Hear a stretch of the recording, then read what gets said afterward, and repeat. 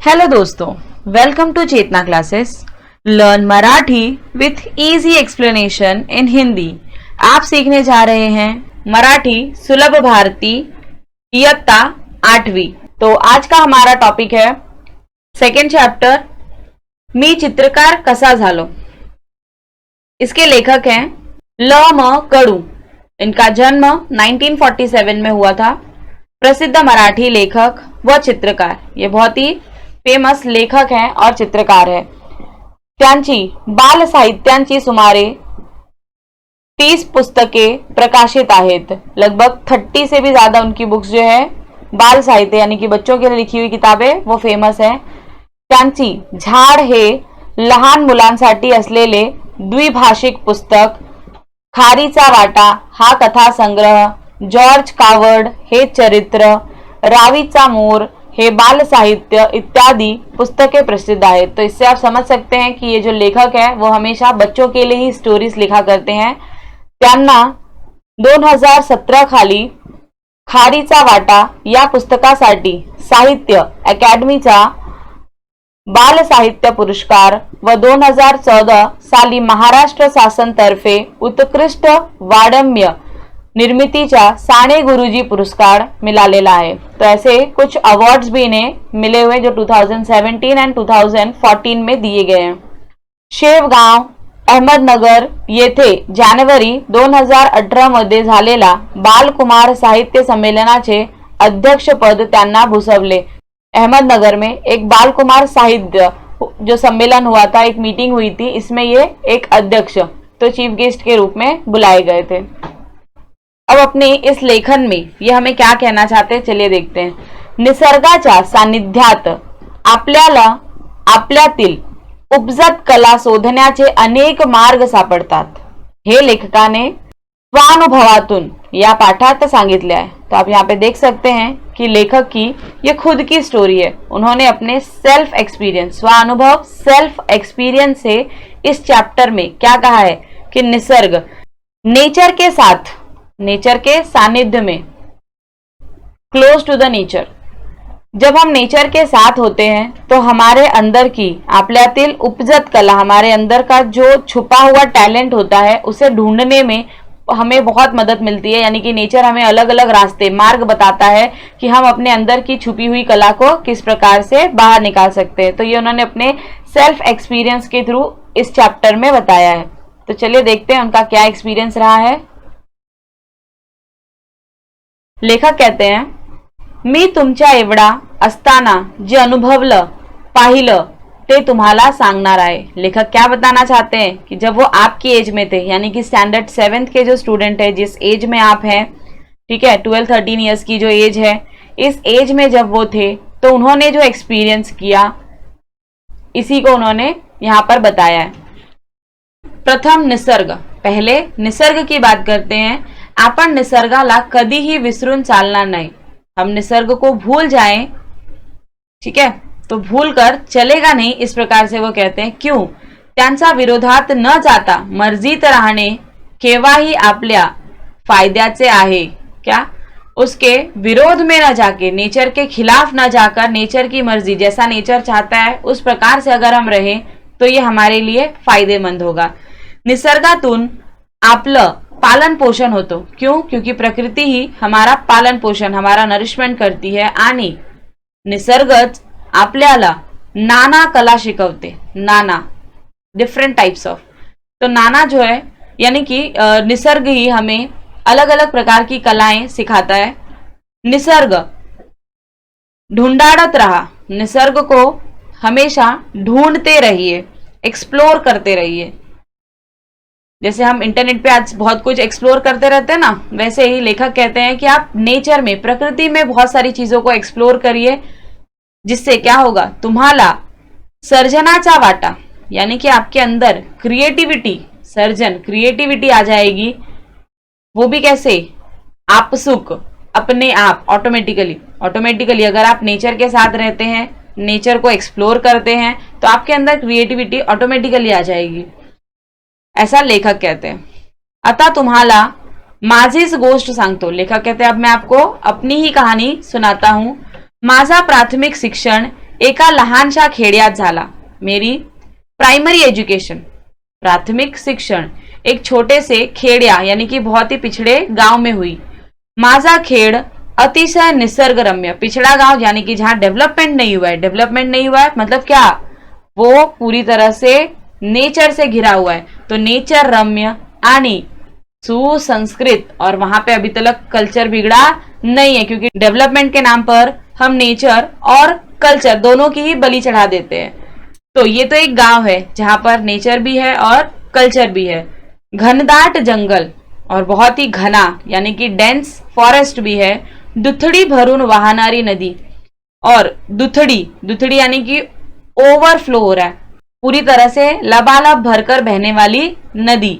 नीले डोंगर, नीला आसमान, हिरवी रान, हरा भरा जंगल. अवघा आनंदी आनंदी, अवघा यानी कि पूरी तरह से आनंद ही आनंद है. असा वातावरणात माणसातली सर्जनशीलता उफाड़ून आली नाही तर नवलच. अब इस एनवायरमेंट में भी, ऐसे एनवायरमेंट में भी अगर किसी इंसान के अंदर की क्रिएटिविटी उफाड़ून मतलब जबरदस्ती बाहर ना निकले, ये तो कुछ नया ही होगा. ठीक है, मतलब ऐसा अजूबा तो नया ही होगा कि इतनी अच्छी जगह पर जाओ जहां इतनी सारी सीनरीज देखने को मिल रही है, उसके बावजूद भी अगर किसी इंसान के अंदर की कोई क्रिएटिविटी ना निकले तो ये तो बहुत अलग सी बात है. माझा एक मित्र होता, लेखक कहते हैं मेरा एक मित्र था. आम्हाला खूप वाटायचं की आपण चित्र काढावीत. इन दोनों को ऐसा लगता था कि हम सब ड्राइंग करें. ऐसी सुंदर सी जगह पर जाकर लेखक के मन में और उसके दोस्त के मन में एक बात आती थी कि हम ड्राइंग करें. पण काय करणार, ड्राइंग करना आपके लिए तो कितनी आसान बात है. क्यों आसान है, क्योंकि आपके पास सारी रिसोर्स अवेलेबल है. मगर यहाँ लेखक के साथ प्रॉब्लम क्या थी देखते हैं. आमच्याकडे कसलीच साधन नव्हती. उनके पास कोई भी रिसोर्स, कोई भी साधन नहीं था कि वो ड्राइंग कर सके. क्या नहीं था, पेंसिल, रंग, ब्रश, हे तर सोड़ाच, मतलब इसकी बात ही छोड़ दीजिए. पेंसिल, रंग और ब्रश तो इनके पास थी ही नहीं. सादा कागज ही नव्हता, एक प्लेन पेपर जिसपे आप ड्राइंग करते हो वो भी उनके पास नहीं था. अभ्यासाची एकच वही, पढ़ने के लिए एक ही नोटबुक होती थी उनके पास. पाटीवर लिहिण्याची एक पेंसिल, और पाटी यानी कि स्लेट पर लिखने वाली एक पेंसिल हुआ करती थी. तिचे तुकडे झाले तरी संभाळून वापरावी लागायची. अगर उसके टुकड़े भी हो जाते थे तो उसे संभाल कर और इस्तेमाल करना पड़ता था, यूज करना पड़ता था. क्यों, क्योंकि उस वक्त इतनी ज्यादा अमीरी नहीं थी और वो बहुत ही कम रिसोर्स के साथ जिए थे, इसीलिए वो अपने जीवन को ऐसा बता रहे हैं. दूसरी, मिळण्याची शक्यता नव्हती, क्योंकि वो इतने ज्यादा अफोर्डेबल नहीं थे कि उन्हें दूसरी पेंसिल मिल सके. तो दूसरी मिळण्याची कोई शक्यता यानी कि कोई पॉसिबिलिटी नहीं थी कि उसे दूसरी कोई पेंसिल मिल जाती, तो उसी को संभाल कर यूज करते थे, टूटी हुई रहती तो भी. शिवाय सगळ्यात मोठी अडचण किंवा धाक असा होता. अब सबसे बड़ी प्रॉब्लम कह सकते हो कि धाक यानी कि एक टेंशन थी. क्या टेंशन थी कि चित्र बित्र काढलेली ना मास्टरांना आवडायची ना घरातल्यांना. अब सबसे बड़ा प्रॉब्लम देखिए क्या था कि अगर कोई ड्राइंग करता है तो ना तो टीचर को ये बात पसंद थी और ना ही किसी फैमिली मेंबर को ये बात पसंद थी. वात्र टपना वाटायचा, रिडिक्युलस, फालतू का काम. ठीक है, ऐसा लोगों का मानना था. वैशाख महिन्यातलं ऊन करपवून टाकणारा असायचा. वैशाख, अब इसमें तो बहुत ज्यादा गर्मी होती है, तो ये जो है ऊन, ये जो गर्मी होती है ये पूरी तरह से जलाकर रखता था. आम्ही गावातली सगळी मुलं नदीच्या डोहात जाऊन पडायचा. नदीच्या डोहात, नदी का वो हिस्सा जो बहुत गहरा होता है, वहां जाकर ये लोग नदी के अंदर पानी में तैरते थे.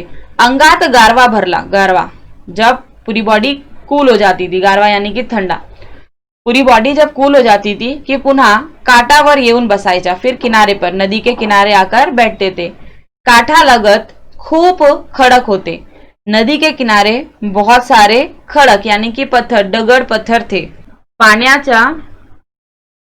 पाण्याच्या प्रवाहामुळे गुड़गुड़ित सपाट झालेले और बार बार पानी के अंदर रहने से प्रवाह, जो पानी का प्रवाह होता है उसकी मार सहकर वो बहुत गुड़गुड़ित यानी कि सॉफ्ट हो गए थे. आपने देखा होगा नदी के किनारे जो पत्थर होते हैं वो एक अलग ही शेप में और बहुत ही शाइनी हो जाते हैं.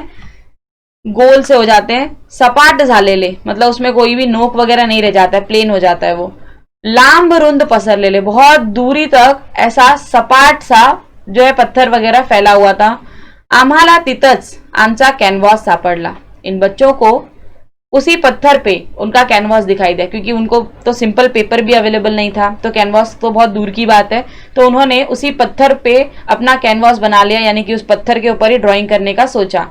या भल्या थोरल्या खडकावर, इतने बड़े इस पत्थर पे मनसोक्त चित्र काढ़ता येणार होत्या, मतलब जितना मन भरे, जब तक मन ना भरे तब तक हम उस पर उतनी सारी ड्राइंग बना सकते हैं, ये सोचा इन बच्चों ने। पण कशाना काढणार? अब कैनवास तो मिल गया, बट वहां पे पेंसिल, ब्रश, ये सब के लिए क्या अरेंज करें, तो किस चीज से हम ड्राइंग बनाए, ये एक बड़ा क्वेश्चन था। तो ही मार्ग सापडला, ये भी इनको रास्ता मिल गया। कैसे? आमच्या त्या भागात तांबूस रंगाचा मुरुम असतो। तांबूस, रेड, रेड कलर का मुरुम। मुरुम आपने देखा होगा कि जब हम रंगोली बनाते हैं तो रंगोली के पहले एक पत्थर होता है, गेरू उसे कहते हैं, ठीक है। ये एक पत्थर है, यानी कि उसे हम गीला करके इस्तेमाल कर सकते हैं। शिवाय पिवळट रंगाचे दगड़ ही, और उसके साथ साथ पीले रंग का भी एक दगड़ इसे इन लोगों को मिला। ते दगड़ आपटले उस पत्थर को, पीले रंग के उस पत्थर को जब पटकते थे कि त्याची पिवड़ी पिवड़ी फक्की पड़ते। फक्की पाउडर, पीले रंग का पाउडर निकलता था, अगदी पीठा सारखी, और ये एकदम आटे की तरह होता था। पीठ यानी कि आटा। हवा तसा पानी घाला, आटे को कैसे हम गूंथते हैं उसी तरीके से जितना चाहिए उतना पानी डालो और पीला रंग तैयार। तो आप देख सकते हो कि चौक का काम करने के लिए एक रेड कलर का पत्थर मिल गया इन्हें, और एक पीले रंग का पत्थर जिसे पटक कर उसका पाउडर बना देते थे और पानी डालकर उसका पीला रंग तैयार कर लेते थे। मुरुमाचा खडा ओला करून, मुरुम के इस चौक को गीला करके आणि खडकावर चित्र रेखाटलं शुरू केलं। तो और उस जो पत्थर थे उन पत्थरों पर चित्र बनाना शुरू कर दिया। काय काढू आणि काय नको, क्या बनाए और क्या नहीं ये सोचते थे। गुडघ्यावर टेकून रेष काढण्यात दंग व्हायचा। घुटने पर बैठकर, घुटने के बल बैठकर उस पत्थरों पर जो लाइंस ड्रॉ करते थे उसमें ये लोग बहुत दंग रहते थे। ये देखो रेड कलर की लाइन, ये देखो येलो कलर की लाइन, कैसे कैसे तरह तरह की ड्राइंग ये करने लग गए। रेषा काढीत हात भर पुढं सरकल्यावर मागे वळून पाहावे तर रेषा वाढून लाल जर्द झालेल्या असायच्या। तो देखो जब वो लोग लाइन खींचकर और थोड़ा सा आगे जाते थे, हाथ भर पुढे जाते थे, तो जो लाल थी, जो गीले गीले इस खड़ू से लिखते थे ना, तो जब वरुण यानी कि सूखने के बाद, ड्राई होने के बाद वो बहुत ही सुंदर लाल जर्द सा दिखाई देता था, एकदम ब्राइट रेड दिखाई देता था। आणखी सुरसुरी यायची, मतलब उसको देखकर और भी ज्यादा अच्छा वाला फीलिंग आता था। तापलेल्या खडकावर टेकून टेकून गुडघ्याची साल्ट गेलेली लक्षातच यायची, और उसमें इतना ज्यादा इनको मजा आता था कि इतने ज्यादा ये लोग इन्वॉल्व हो चुके थे उसके अंदर कि जो इतनी धूप थी, धूप में पत्थर पे ड्राइंग बना रहे थे, वो भी घुटने के बल बैठकर। तो उस तापी यानी कि गर्म हुई उस खड़क के ऊपर, उस पत्थर के ऊपर जो टेका लिया था इन्होंने, टेके की वजह से इनका जो घुटना है, घुटने की स्किन छिल जाती थी, ये भी उनके ध्यान में नहीं रहता था। इतने ज्यादा वो इस पेंटिंग को, इस ड्राइंग को एंजॉय करते थे। मग उभ्या खडकावर चित्र काढना शुरू झाला। क्यों? क्योंकि आप देख रहे हो कि उनके घुटनों का स्किन छिल जाया करता था, इसीलिए फिर उन्होंने क्या किया कि अब भाई जो खड़े खड़े जो ये हैं पत्थर, उन्हीं पे हम चित्र बनाएंगे ताकि उस पे हमारे घुटनों के छिलने के चांसेस नहीं हो। काही दिवसांनी वाटायला लागला कि यात रंग भरावेत। कुछ दिनों में लगने लगा कि अरे इसमें हमें रंग भी भरना चाहिए। तो पहले तो ये सिर्फ क्या कर रहे थे, आउटर लाइन ड्रॉ कर रहे थे और अंदर कोई फिल नहीं कर रहे थे, कोई कलर फिल नहीं कर रहे थे। पण ते कुठून आणणार, लेकिन अब जब रंग भरने की बात आई तो सोचने लगे कि रंग आएगा कहां से। त्या दिवसात काटेसावर फुलते। काटेसावर कॉटन प्लांट का एक टाइप है, लाल भडक होते और ये रेड कलर का होता था। तिच्या फुलातले पराग पाण्यात चुरगाळले। अगर इसके फूल का जो पराग है उसे पानी में क्रश किया जाता था कि जांभळा रंग मिळतो, तो उससे पर्पल कलर मिलता था, जांभळा पर्पल। शेंदेरी नावाच्या वनस्पतीच्या बोंडातल्या विया भरवा रंग देतात. शेंदेरी एक प्लांट का टाइप है जिसका बोंडा होता था, जैसे मटर का होता है ना पॉड, बोंडा यानी कि पॉड, जैसे पी पॉड होता है, तो ये शेंदेरी का पॉड था. उसके जब बीज निकाले जाते थे तो उससे भगवा रंग यानी कि ऑरेंज कलर तैयार होता था. काही पानांचा हिरवा केला, कुछ पत्तियों को ग्रीन कलर में कन्वर्ट कर दिया, मतलब उनको पीस के ग्रीन कलर तैयार कर लिया. चून्याचा पांढरा, और चूने से सफेद रंग तैयार कर लिया. कुंकुआचा लाल, और कुमकुम जो पूजा में इस्तेमाल किया जाता है, कुमकुम का टीका लगाया जाता है, तो उसे लाल रंग के लिए यूज कर लिया गया. आणि दगडाचा पिवळा, और जो पीले रंग के पत्थर से जो निकल रहा था तो उसका पीला कलर यूज कर लिया. बांबूची कोवड़ी काठी, बांबू का जो नरम नरम सा हिस्सा, उस हिस्से में से क्या करते थे उन लोग, उसे आगे से थोड़ा सा उसकी जो नोक होती थी उसे टोच लेते थे, यानी कि उसे किसी चीज से मार के, पत्थर वगैरह से मार के उसका ब्रश जैसा बना लेते थे. की त्याचा ब्रश व्हायचा, तो बांबू की जो डंडी होती थी, काठी, बंबू की पत्ती डंडी, उसका इस्तेमाल करते थे और ब्रश बना लेते थे.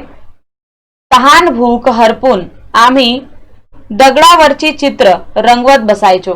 भूख प्यास को भूलकर हम पत्थर के ऊपर चित्र बनाया करते थे, ऐसा लेखक कहते हैं. नजर जाईल तिथपर्यंत चित्र चित्र, जहां तक भी आपकी नजर जाएगी वहां तक आप क्या देखेंगे, चित्र ही चित्र. थोड्या दिवसांनी पाऊस यायचा, कुछ दिनों में बारिश आ जाती थी. गर्मी के मौसम के बाद जब बरसात का मौसम आ जाता था, नदी वहायला लागायची, नदी जो है वो ओव्हरफ्लो होके बहने लग जाती थी. आमची चित्र नदीच्या पोटात गडप व्हायची. गडप यानी कि गायब, नदी के पेट में गायब हो जाती थी, क्योंकि जो किनारे पे जो पत्थर था जिसपे ये ड्राइंग किया करते थे, वो पत्थर सब पानी में डूब जाया करते हैं बरसात में. मी जे काही व्यक्तिगत सांगतो आहे ते एक उदाहरण आहे, निसर्ग किती परीनं आपल्याला देत असतो. तो बोल रहे जो कुछ भी मैं अपने पर्सनल लेवल पे आपको बता रहा हूं, ये एक एग्जाम्पल है कि प्रकृति हमें कितने डिफरेंट टाइप्स के मौके देता है. ते लक्षात येईल, तो आपको पता चलेगा कि प्रकृति से हमें कितना कुछ मिलता है. मला इतकंच म्हणायचं आहे की साधना नाहीत म्हणून अडून बसायचं कारण नाही. तुमच्या इच्छा तीव्र असतील तर साधनाशिवाय साधना करता येते. देखिए लेखक क्या कहते हैं कि बस इतनी सी बात बोलना चाहते हैं कि अगर आपके पास रिसोर्स नहीं है, ठीक है, रिसोर्स नहीं है ऐसा बोलकर चुपचाप बैठ जाना ये कोई सोल्यूशन नहीं किसी बात का. अगर आपकी इच्छा तीव्र है, यानी कि आपके पास स्ट्रांग डिजायर है कुछ करने का, ठीक है, तो क्या करोगे आप, साधना शिवाय बिना रिसोर्सेस के भी आप साधना यानी कि अपनी तपस्या को कंटिन्यू कर सकते हो. तो एक कहावत है, absence of resources should not stop us from pursuing our interest. If the desire is strong, one can fulfill his or her wishes. ठीक है, तो अगर आपकी इच्छा तीव्र है, आपकी डिजायर अगर स्ट्रांग है, तो बिना रिसोर्स के भी आप किसी भी काम को सक्सेसफुली कर सकते हो. आता हेच पहा, श्रावण सरता सरता, श्रावण जाते जाते, श्रावण का जो महीना है वो खत्म होते होते पाऊस कमी व्हायचा, पण नदी वाहतच असायची. बारिश तो कम हो जाता है लेकिन फिर भी नदी का जो पानी है वो कम नहीं होता है. तो आमचा कॅनव्हास म्हणजे खडक मोकळ्या व्हायचा फार चैत्र महीना उजाड़चा, यानी कि हमें चैत्र महीने तक इंतजार करना पड़ता है, तब जाकर इनका जो खड़क है वो नदी के पेट में से बाहर निकलता है, यानी कि उनके ड्राइंग करने के लिए उनका कैनवास फ्री होता है. तो वर काय करायचा, फिर वो सोचते इतने दिनों तक क्या करेंगे, तो त्यातूनच आम्हाला मातीचा नाद लागला. नाद यानी कि उनको एक आदत पड़ गई मिट्टी की. लाल भडक मऊशार माती हाताला लोण्यासारखी वाटायची. लाल रंग की बहुत ही सॉफ्ट जो मिट्टी थी वो हाथों को लोनी यानी कि मक्खन की तरह से लगती थी. मूर्ति कराव्यात असं ठरलं, तो उन्होंने डिसाइड किया कि ये सॉफ्ट सी जो मिट्टी है उससे हम क्या करेंगे, मूर्ति बनाएंगे. पण हा मातीचा खेळही लपून छपून करावा लागे. लेकिन ये जो मिट्टी का खेल था इसे लुप छुप कर ही करना पड़ता था, क्योंकि घर वाले इसके लिए भी डांटेंगे. कधी गोठ्याचा मागच्या बाजूला, नाहीतर गावातील मंदिराजवळच्या बकुड़ीच्या झाडाखाली. कहाँ पे बनाते थे, घर के पीछे जहां पर काउडंग केक तैयार करते हैं ना गोठे, उस जगह पर, या फिर गांव पे जो मंदिर है, मंदिर के पास में एक बकुड़ा का झाड़ है। बकुड़ा एक झाड़ होता है, यहाँ पर इनका उद्योग चलता था। मतलब मिट्टी से स्टैचूज तैयार करने का जो काम था वो यहाँ करते थे, या तो कभी घर के पीछे जहाँ गोईठा तैयार करते वहां पर, या फिर बकुड़े के पेड़ के पास। मूर्ती करून वाड़त ठेवल्या, मूर्ती बनाकर जब उसे ड्राय सूखने के लिए रखते थे कि काही काळानं त्यांना तड़े जाऊन ढासड़ाईचा, तो कुछ समय के बाद क्या होता था कि उसमें क्रैक, तड़े यानी कि क्रैक आ जाता था और वो जो है पूरी तरह से टूट जाता था। हिरमोड व्हायचा, फिर ये लोग इस चीज को देखकर हिरमोड यानी कि बहुत ही निराश हो जाते थे। त्यांवर काहीतरी उपाय शोधल्याचा हवा, तो इसलिए हमें कुछ ना कुछ इसका सोल्यूशन तो निकालना ही होगा, ऐसा सोचा। विचार करता करता लक्षात आला, सोचते सोचते इनके ध्यान में आया, क्या आया की गायीचं शेण ओला असताना जसं असतं तसेच ते वाढल्यावरही असते। क्या कहते हैं कि गाय का जो गोबर होता है वो जैसा गीला रहता है, ओला गीला जब रहता है तभी भी वो वैसा ही रहता है, और सूखने के बाद वाढल्यानंतर यानी कि सूखने के बाद भी वो वैसा ही रहता है। तो त्याला तड़े जात नाहीत, उसमें कोई क्रैक नहीं आता है। आम्ही शेण मातीत मसळून घेणं, तो हम लोग क्या करेंगे, गाय के इस गोबर को मिट्टी में मिक्स कर लेंगे और फिर मूर्ति तैयार करेंगे। आता मूर्ति थोड़िया टिकायला लागल्या, तो जब उन्होंने गोबर मिलाकर मिट्टी में और फिर मूर्ति बनाई तो मूर्ति थोड़े दिनों तक तो टिकती थी, तरीही जास्त दिवस झाल्यावर बारीक बारीक तड़े जाऊन ढलप्या पड़ायचा। देखिए फिर भी क्या होता था कि जब थोड़े ज्यादा दिन हो जाते थे तो उसमें क्रैक आता था, और उसकी जो ये परत होती है, परत पपड़ी बनकर निकलने लग जाती थी। तो अब इसके लिए क्या सोल्यूशन था देखते हैं। आमच्या गावात आठवडी बाजार भरायचा, इनके गांव में आठवडी यानी कि वीकली मार्केट लगता था। महादू आयते कपड़े विकायला यायचा, महादू आयते ये कपड़ा बेचने के लिए उस मार्केट में जाते थे। सगड़ा डोंगर भाग फक्त पायवाटा, पूरा जो डोंगर था वहां पे से कोई दूसरा ट्रांसपोर्टेशन का रास्ता नहीं था, पैदल ही जाना होता था। तो आपला माल घोड्यावर लादून आणायचा, तो वो अपना जो कपड़ा बेचने के लिए मार्केट जाते थे उसे घोड़े पर लाद कर, घोड़े पर लोड करके ले जाते थे। नांदुरक्याचा झाडाची दाट सावली पड़ायची, नांदुर का एक पेड़ है जो पीपल का जो पेड़ होता है उसी की फैमिली से बिलोंग करता है। ये दाट सावली पड़ायची, इसकी बहुत ही घनी छाया पड़ती थी। तो झाडाच्या मुड़ीला घोड़ा बांधून ठेवायचा, तो उस झाड़ की ट्रंक पे ये उस घोड़े को बांधता था। आम्हाला घोड्याची लीद दिसली, हमें घोड़े की लीद दिगी, तो लीद म्हणजे घोड्याचा सेन, ठीक है, लीद मतलब घोड़े का गोबर। त्यात बरेच धागे धागे दिसत होते, तो घोड़े के उस गोबर में क्या दिखाई दिया कि जो गोबर है ये बहुत ही फाइबरस है, यानी कि इसमें बहुत सारे फाइबर जैसे कुछ दिख रहे थे। हे धागे माती धरून ठेवतील, तो इन्होंने सोचा कि ये जो धागे, जो फाइबर है ये मिट्टी को पकड़ के रखेंगे, असा विचार करून आम्ही तो प्रयोग केला और इन्होंने ये ट्राई किया। आता आमच्या मूर्तीना बिल्कुल तड़े जात नव्हते, अब उसमें कोई भी क्रैक नहीं आता था क्योंकि उस मिट्टी को ये जो गोबर था इसने जो है बॉन्ड कर लिया था। केवढा आनंद झाला, बहुत ज्यादा खुशी हुई, हे मला शब्दात सांगता येणार नाही, और ये मैं आपको शब्दों में एक्सप्लेन नहीं कर पाऊंगा, ऐसा लेखक कहते हैं। मी माध्यमिक शाळेत असताना आर्किमिडीज या शास्त्रज्ञाचा धड़ा वाचला, कहते हैं जब मैं सेकेंडरी स्कूल में था तो मैंने आर्किमिडीज इनके बारे में पढ़ा था। त्याला हवं होतं ते तत्व शोधण्यासाठी ते साध्या वाटणाऱ्या गोष्टीतही ते शोधत राहायचा, मतलब जब उन्हें कुछ तत्व ढूंढना होता था, किसी भी टॉपिक के बारे में रिसर्च करना होता था, तब वो उनके पास जो भी अवेलेबल चीजें होती थी, सिंपल सिंपल चीजें, उन्हीं में वो रिसर्च किया करते थे। ते सापडल्यावर तो नहानी घरात यानी कि बाथरूम में जाकर, अगर जब उन्हें कुछ मिल जाता था अपने रिसर्च से तो उस बाथरूम में जाकर वो युरेका युरेका करके चिल्लाते थे, धावत सुटला। तेव्हा माझ्या लक्षात आला की आपल्यालाही तेवढात आनंद झाला होता, यानी कि जो आनंद आर्किमिडीज को एक रिसर्च करते करते याद आया था और वो बाथरूम में से चिल्लाते हुए निकले, यूरेका यूरेका, मिल गया करके। तो इस तरीके से लेखक को भी बहुत खुशी हुई जब उन्होंने अपनी मूर्ति को क्रैक होने से बचाने के आइडियाज ढूंढ लिए थे। आनंद झाला जेव्हा मूर्तीना तडे जाण्याचा थांबला होता, यानी कि अब क्रैक नहीं आ रहा था मूर्ति को। आपल्या पुरता का होईना पण तो एक शोध होता, भले ही लिमिटेड ही क्यों ना। आर्किमिडीज का जो रिसर्च है वो तो पूरी वर्ल्ड वाइड में फैल गया, लेकिन ये कहते लेखक कि भले ही ये रिसर्च मेरे तक ही सीमित क्यों ना रहा, मगर ये भी एक रिसर्च ही था। मुलांनो, मी तुम्हाला एवढंच सांगीन की तुमच्या प्रत्येकात आर्किमिडीज दडलेला आहे। लेखक कहते बच्चों, मैं आपको इतना कहना चाहूंगा कि आप सभी के अंदर एक आर्किमिडीज है, त्याला कायम जागता ठेवा, उसे हमेशा अपने अंदर जगाए रखिए। तुमचा आभाळ कायम आनंदाने भरलेले राहील। आपका जो आकाश है, आपका जो आसमान है, वो हमेशा खुशियों से भरा रहेगा। एक ऐसी खुशी जो कभी अंत नहीं हो सकती है। क्यों? क्योंकि आपके अंदर क्रिएटिविटी रहेगी, तो आप हर जो आपके पास नहीं भी है रिसोर्सेस, तो भी आप उसमें अपने लिए एक नया रास्ता ढूंढ लोगे। जिस तरह से लेखक ने अपने लिए ढूंढा कि अपने अंदर का जो टैलेंट है वो उनके पास रिसोर्स न होते हुए भी उन्होंने अपने टैलेंट को बढ़ाया।